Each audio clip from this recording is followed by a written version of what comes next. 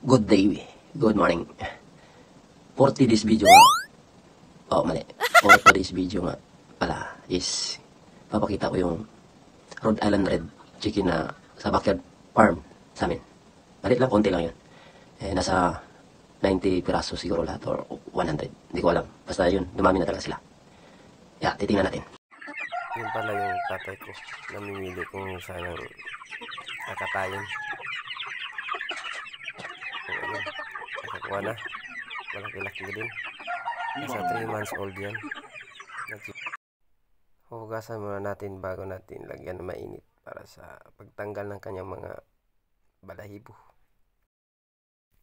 Lagyan na natin ng mainit na tubig para matanggal yung balahibo.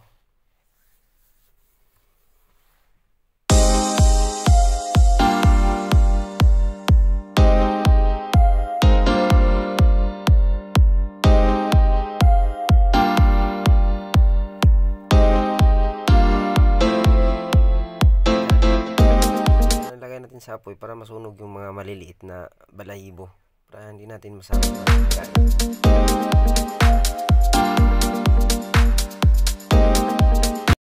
Kung makikita natin naninilaw, yan talaga ang appearance ng native chicken.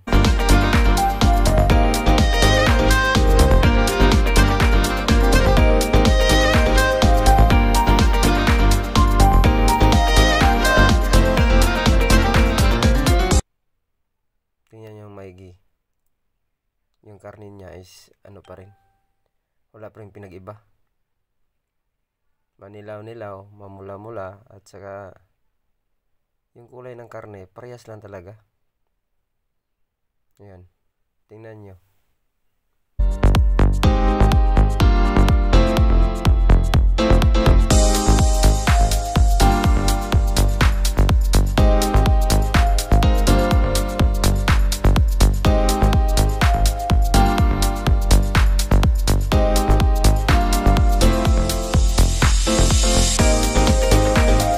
Lulutuin natin to at kakainin ng anak ko at saka yung nagsabaw din sila at saka yung kapatid ko nag-adobo sila.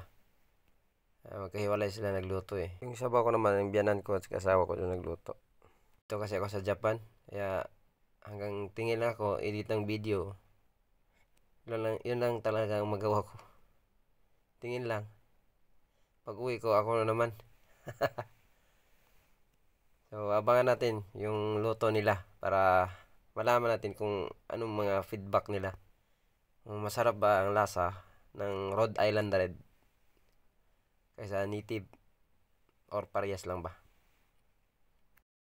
Ito na yung mga nag-testimony ng nakakain ng Rhode Island Red. Guys, tilaw na to ning kuan. Manok nga Rhode Island. Sa lasa ni.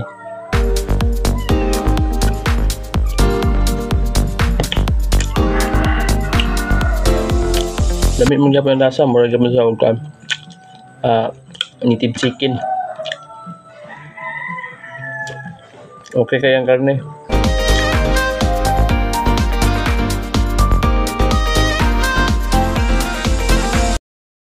Kani kong anak diri, gatiam-tiam na sa kalami. Wow, lami kayo.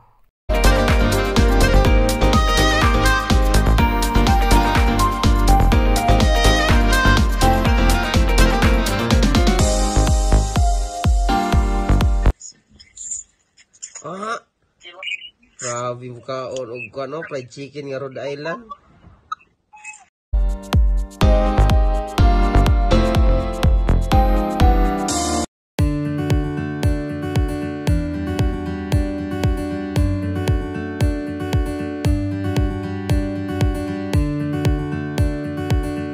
Thanks for watching guys. Please like and share. Goodbye.